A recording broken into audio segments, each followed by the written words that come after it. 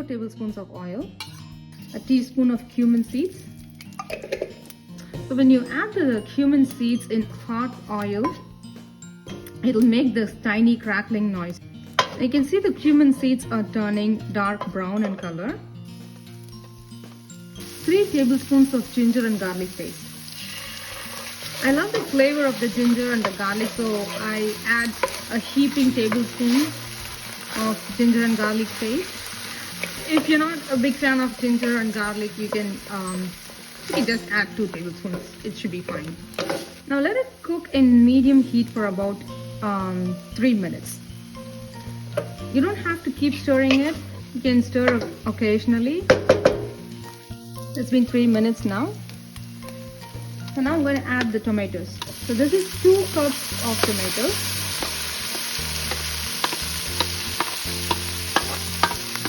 I have chopped some Thai green chilies. These are about 4 to 5 chilies. I'm going to add them. It will give some extra spiciness to the dish. It's optional. If you want, you can add it. If you don't want, you don't have to add it. Now I'm going to reduce the heat and start adding the spice powders. The reason I reduce the heat is because if I add the spice powders when this pot is hot, the spices will burn in the pot. So I'm going to reduce the heat, keep it at low, and then add the spice powders. So 1 teaspoon of chili powder. If you want to make it less spicier, add less chili powder.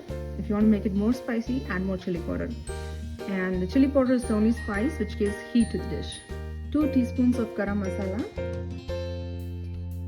1 teaspoon turmeric powder, 2 teaspoons of coriander powder, amchur powder. Am means mango, so this is dried mango powder, and it gives the sourness to this dish.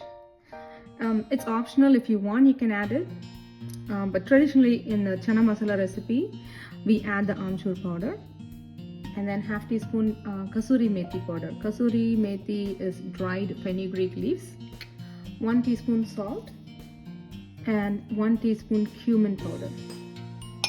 I'm going to add half cup of water, and then I'm going to increase the heat. Okay, so keep the heat in medium, close the pot, and cook in medium heat for 5 minutes.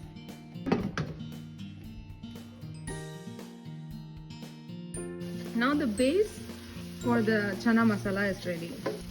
I'm just mashing up the tomatoes and the onions together, just a little, not too much.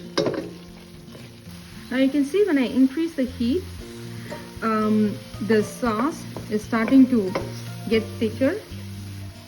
I cook the chickpeas, so you can see it's nice and soft.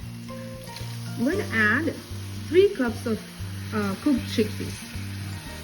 So I cooked the chickpeas in my pressure cooker, so there's extra water, the chickpea stock, I added that too. And you can use canned chickpeas for this recipe. You don't have to cook the chickpeas. I'm going to add 1 cup water and keep the pot covered. I'm going to cook in low heat for about 20 minutes. The chickpeas have been simmering in this chana masala sauce for about 20 minutes, and it looks delicious.